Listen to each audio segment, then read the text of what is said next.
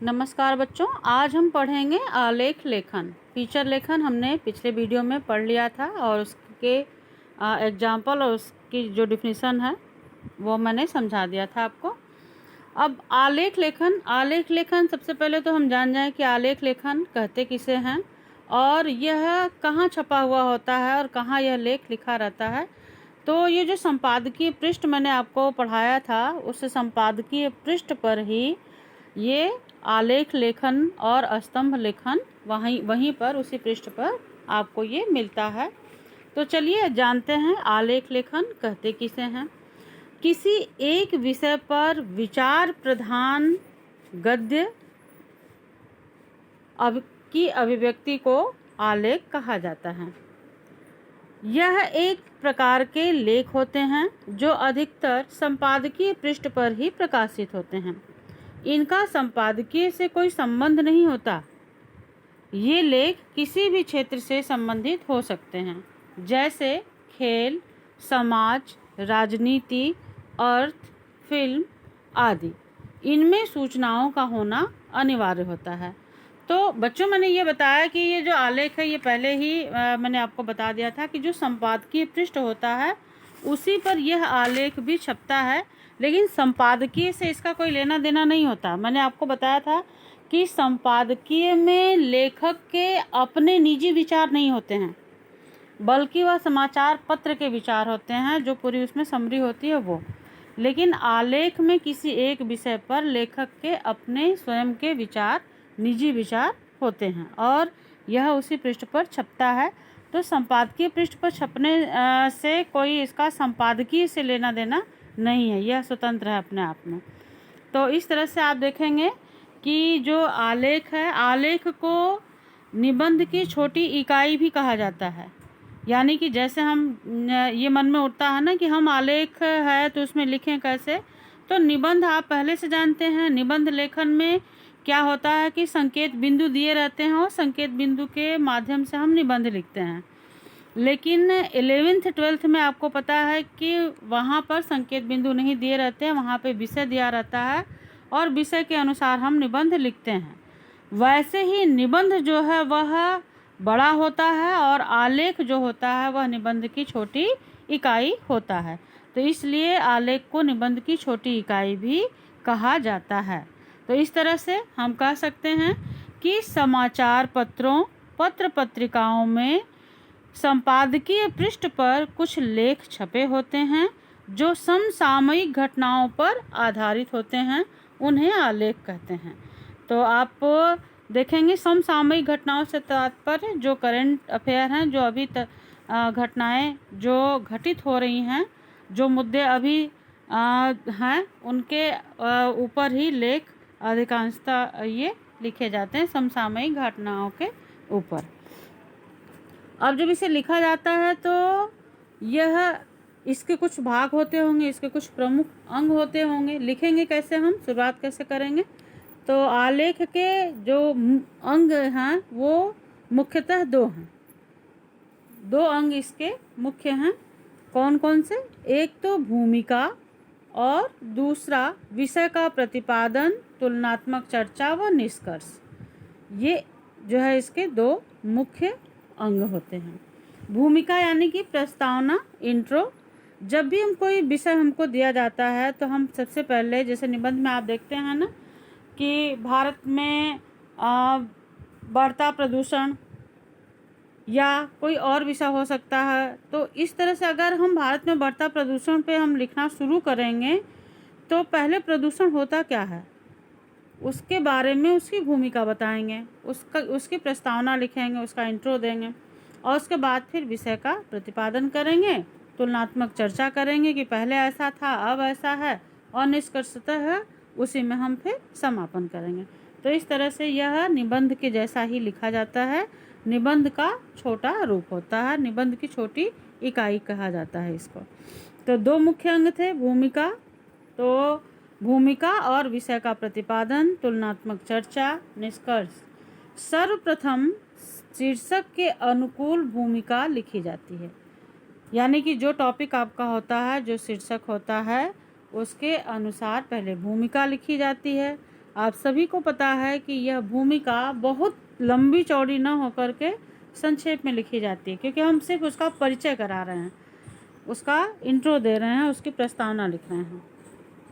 इसलिए इसको क्या करना चाहिए, जब हम इसकी भूमिका लिखें तो वह बहुत बड़ी ना हो करके वह संक्षेप में होनी चाहिए। अब विषय के प्रतिपादन में क्या करना है कि विषय का वर्गीकरण कर लेना है, उसका आकार कितना बड़ा रहेगा, कितने शब्दों का लिखना है, रूप व क्षेत्र आते हैं। इसमें विषय का क्रमिक विकास किया जाता है। क्रमिक विकास से तात्पर्य है बच्चों कि जिस विषय को हमने इसमें लिखना शुरू किया है वह क्रमशः बढ़ता जाए। ऐसा नहीं कि लिखना तो इंट्रो कुछ और दिया और शुरुआत कुछ और की और मध्य आते आते किसी और विषय में हम आ गए, तो ये नहीं होना चाहिए। नहीं तो फिर वो आलेख जो है वो वास्तव में आलेख नहीं रह जाएगा, वो अपने विषय से हट जाएगा। तो इसलिए जब विषय का प्रतिपादन करेंगे तो उस विषय के प्रतिपादन में सबसे पहले विषय का वर्गीकरण कर लेंगे, उसका आकार, रूप व क्षेत्र निश्चित कर लेंगे। इसमें विषय का क्रमिक विकास करते हुए हम आलेख लिखेंगे।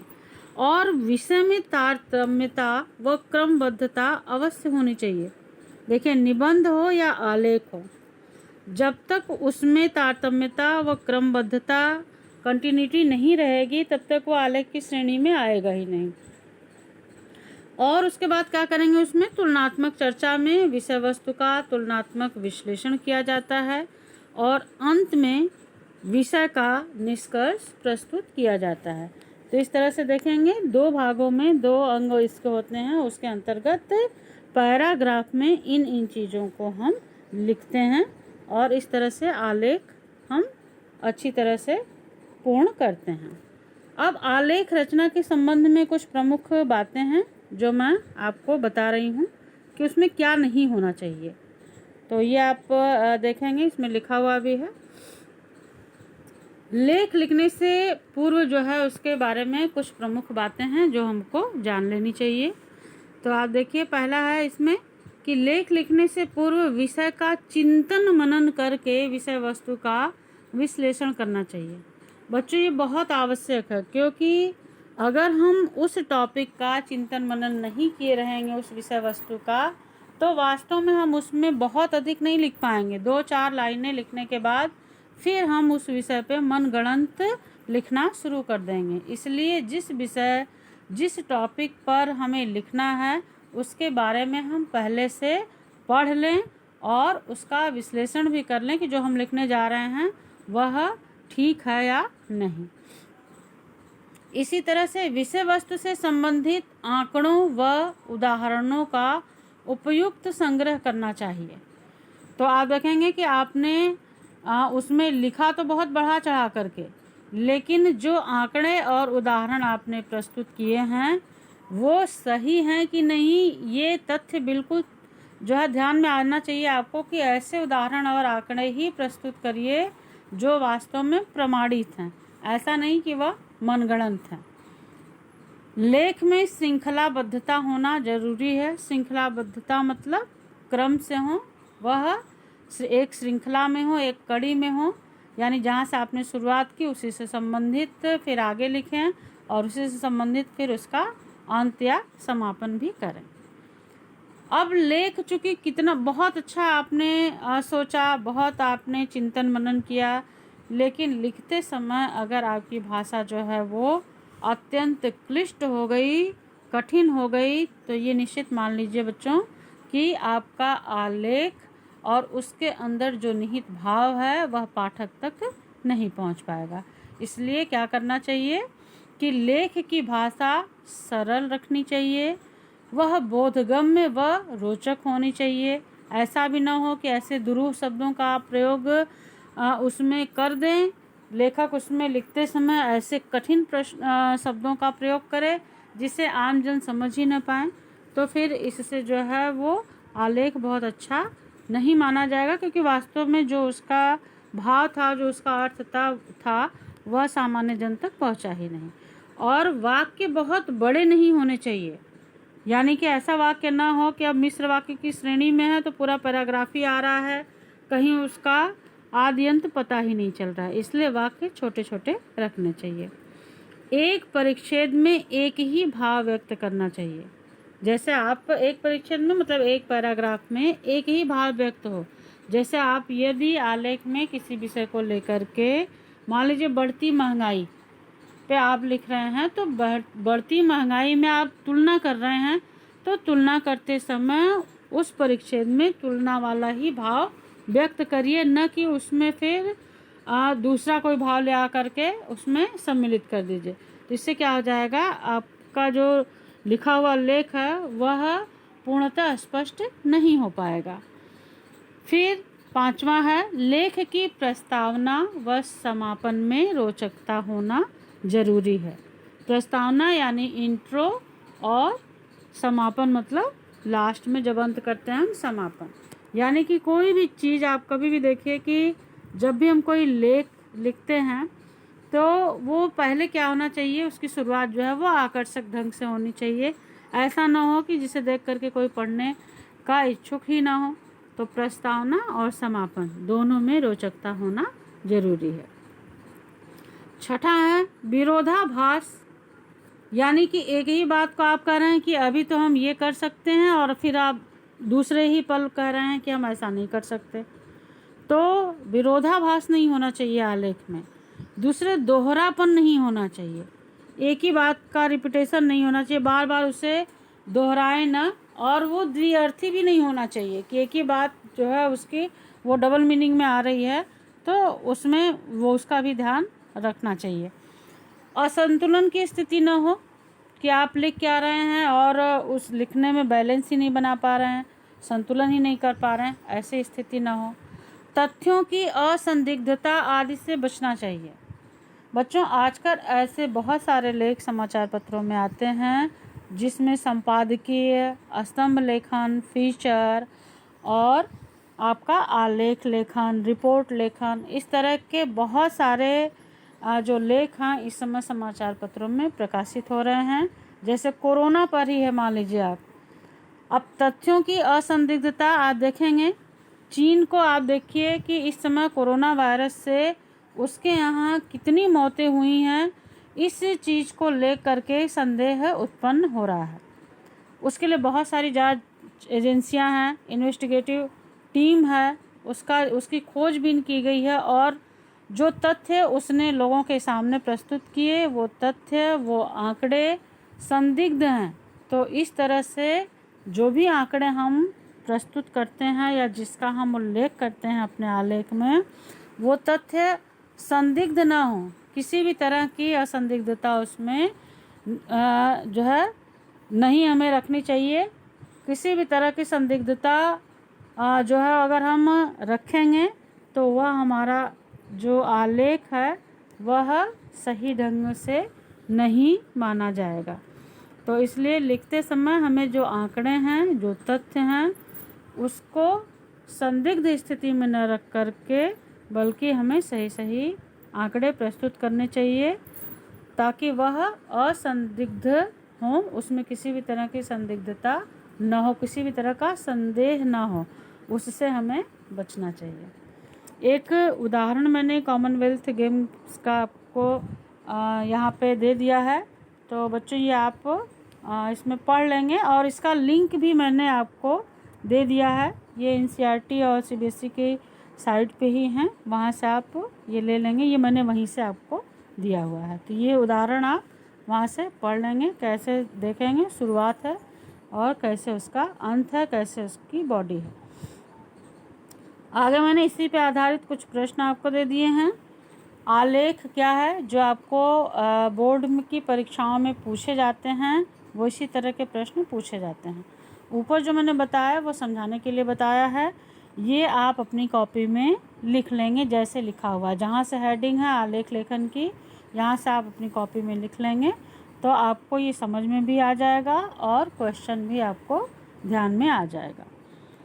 आलेख क्या है, जो ऊपर मैंने समझाया था वही है। इसमें आप देखेंगे किसी एक विषय पर विचार प्रधान एवं गद्य प्रधान अभिव्यक्ति को आलेख कहा जाता है। आलेख वस्तुतः एक प्रकार के लेख होते हैं जो अधिकतर संपादकीय पृष्ठ पर प्रकाशित होते हैं। इनका संपादकीय से कोई संबंध नहीं होता। ये लेख किसी भी क्षेत्र से संबंधित हो सकते हैं, जैसे खेल, समाज, राजनीति, अर्थ, फिल्म, शिक्षा, चिकित्सा आदि। आलेख को निबंध की छोटी इकाई भी कहा जाता है। अतः हम कह सकते हैं कि समाचार पत्रों, पत्र पत्रिकाओं में संपादकीय पृष्ठ पर कुछ लेख छपे होते हैं जो समसामयिक घटनाओं पर आधारित होते हैं, उन्हें आलेख कहते हैं। आलेख के मुख्य अंग कौन कौन से हैं? दूसरा प्रश्न है बच्चों। तो ये ऊपर मैंने बता दिया था कि 2 उसके मुख्य अंग होते हैं और उसको एक्सप्लेन भी कर दिया था, उसके बारे में बता भी दिया था। तो पहला है भूमिका और दूसरा है विषय का प्रतिपादन व निष्कर्ष। विषय के प्रतिपादन के अंतर्गत जो चीज़ें आती हैं वो ऊपर मैंने आपको समझा दी हैं। आलेख में किसकी प्रमुखता होती है? तीसरा प्रश्न है, उत्तर भी इसमें मैंने लिख दिया है आपको। आलेख में लेखक के विचारों की प्रमुखता होती है, इसी कारण इसे विचार प्रधान गद्य भी कहा जाता है। तो इसमें विचार प्रधान गद्य जो है वो लेखक के निजी विचार हैं और उस लेखक के विचारों को इसमें प्रमुखता दी जाती है। प्रश्न 4 है, आलेख के गुण अथवा आलेख की विशेषताएं बताइए। तो ये प्रश्न पूछा जाता है इस तरह से बोर्ड की परीक्षाओं में कि आलेख के 2 गुण अथवा 2 विशेषताएं बताइए। तो इस तरह मैंने यहाँ पे लिख दिया है, इसके अलावा ऊपर बता भी दिया है। तो आप 2 के अलावा और भी लिख सकते हैं, लेकिन 1 नंबर के प्रश्न में इतना पर्याप्त है। अच्छे आलेख में सूचनाओं का होना अनिवार्य है जिसमें नवीनता एवं ताजगी हो। दूसरा है इसकी विशेषता या गुण कि आलेख की भाषा सरल, स्पष्ट एवं बोधगम्य हो। अधिक क्लिष्ट शब्दों का प्रयोग न करें। इसके अलावा मैंने आपको बता दिया था कि वाक्य जो हैं वो छोटे छोटे रखें, उसमें दोहराव न हो, विरोधाभास न हो, उसमें तथ्यों की असंदिग्धता न हो। तो ये सब चीज़ें जो हैं और आप इसके गुण और विशेषताओं में ऐड कर सकते हैं। नीचे बच्चों मैंने दिया है क्वेश्चन, ये 4 प्रश्न तो आप अपनी कॉपी में लिख लेंगे और नीचे ये गृह कार्य में ये प्रश्न है, इसको आप इसके उत्तर लिख लेंगे। तो देखिए पहला प्रश्न है कि आलेख लेखन किन किन विषयों पर किया जाता है। तो आपको उत्तर ऊपर मैंने पहले ही पैराग्राफ में बता दिया था कि आलेख लेखन जो है वह किसी भी क्षेत्र से संबंधित हो सकता है, खेल से, राजनीति से, अपराध से, शिक्षा से और फिल्म से आदि आदि। तो ये उसका उत्तर हो जाएगा। अच्छा आलेख लिखने से पूर्व क्या क्या तैयारियां आवश्यक हैं? तो इसमें भी आप क्या इसका उत्तर लिखेंगे कि अच्छा आलेख लिखने से पूर्व उस विषय का व्यक्ति को चिंतन, मनन और विश्लेषण कर लेना चाहिए। आगे एक आलेख लिखने के लिए मैंने दिया है, 2 आलेख का यहाँ पे उल्लेख किया है जिसमें से एक पर आपको लिखना है। भारतीय चंद्रयान एक बड़ी उपलब्धि अथवा कोरोना वायरस एक महामारी विषय पर 150 शब्दों में आपको आलेख लिखना है। दोनों में से किसी एक पर आप अपनी इच्छा अनुसार लिख सकते हैं। तो इस तरह से बच्चों उम्मीद है आपको ये आलेख लेखन समझ में आ गया होगा और ये कार्य आप अपनी कॉपी में कर लेंगे। और इसके लिए जो भी मैंने आपको NCERT और CBSE के लिंक्स भेजे हुए हैं वहाँ से आप देख सकते हैं। वहाँ से भी आपको क्वेश्चंस के आंसर और वहाँ से NCERT की बुक्स, तीनों किताबों के जितने भी मटेरियल हैं वो वहाँ बच्चों उपलब्ध हैं। तो आप वहाँ से भी देख सकते हैं, वहाँ से भी सहायता प्राप्त कर सकते हैं। धन्यवाद।